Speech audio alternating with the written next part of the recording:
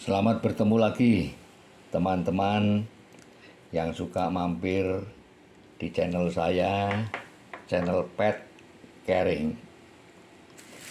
Kali ini saya ingin bagikan dogi yang pernah saya piara. Jenisnya namanya Dachshund atau nama populernya disebut Tackle. Dogi ini banyak sekali dipiara di rumah tangga. Teman-teman saya juga banyak yang piara. Karena anjing ini dilihat dari matanya juga kelihatan bahwa ini adalah anjing cerdas. Dan kalau saya bilang ini sangat berguna untuk mengusir tikus. Tikus itu kecil tapi sangat mengganggu.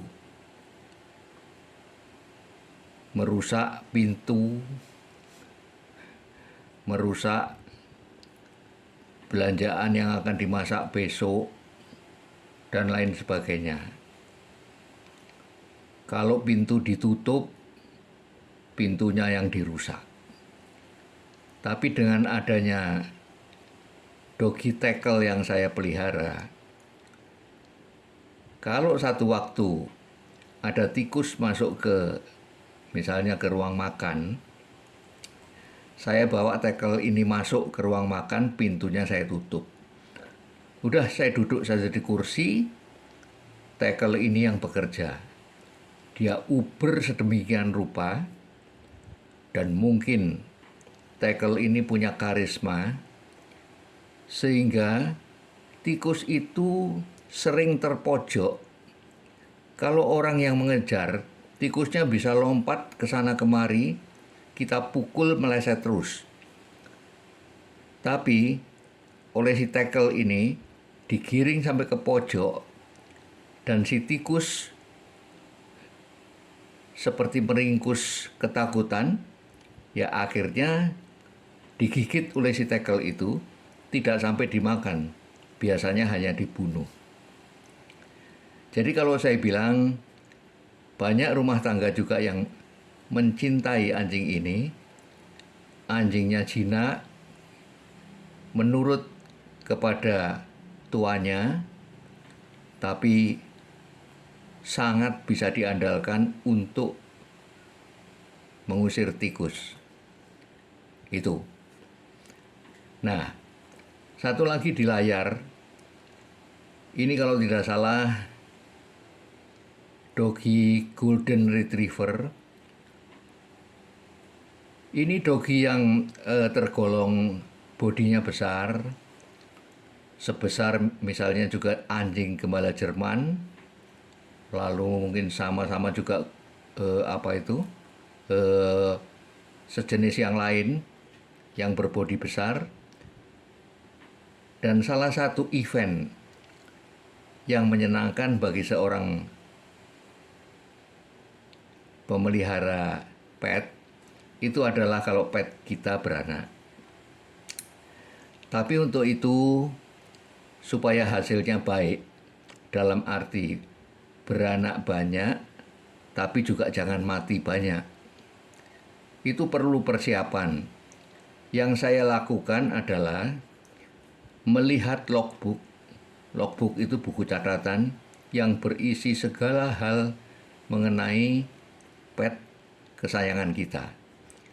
Jadi saya lihat kapan kira-kira dogi kita akan birahi. Untuk itu kita harus rajin melihat vulvanya, alat kelaminnya, dan kapan kita temukan tetesan darah yang pertama, di hari kapan, di tanggal berapa. Karena nanti untuk pemacakannya, saya biasanya melakukan di hari yang antara hari ke-9 sampai dengan hari ke-13. Nah, kalau hitungan kita benar dan jantannya juga sehat, subur, baik, anaknya bisa banyak. Nah, untuk itu kita juga perlu persiapkan. Saya biasanya mempersiapkan kotak dari papan. Saya buat bujur sangkar yang kira-kira bisa memuat nanti kalau indukan ini melahirkan, dia bisa berbaring di dalam kotak dan anak-anaknya yang lahir dan matanya belum terbuka tidak berkeliaran ke sana kemari, karena kalau berkeliaran sampai jauh dia belum bisa melihat di mana ibunya, dia tidak pulang dan kita tidak menolong, ya nanti akhirnya selamat lahir tapi tidak selamat waktu hari-hari pertama hidupnya. Nah, itulah antara lain yang saya lakukan. Setelah itu juga jangan lupa bahwa bayi-bayi ini juga perlu dimonitor bahwa dia bisa kebagian susu. Karena kalau anaknya sekian banyak, saya mengalami dogi saya anjing gembala Jerman 2 kali beranak 11 ekor. Nah, itu puting susu yang hidup yang bisa mengeluarkan air susu mungkin hanya 6 atau 7, tidak memenuhi, tidak mencukupi untuk seluruh anaknya. Nah, untuk itu kita harus siapkan untuk membantu, sediakan botol DOT, ya mesti disiapkan sebelum hari melahirkan. Nah, betina dogi ini biasanya melahirkan di hari ke-60, bisa maju 2 hari, bisa mundur juga 2 hari, sehingga kita bisa menghitung dan punya waktu untuk menyiapkan apa saja, termasuk DOT itu tadi, lalu juga susu untuk anak anjing. Kalau sekarang ini mudah sekali mendapatkan seperti itu, karena pet shop sekarang juga banyak sekali. Jauh pada waktu saya masih breeding dogi.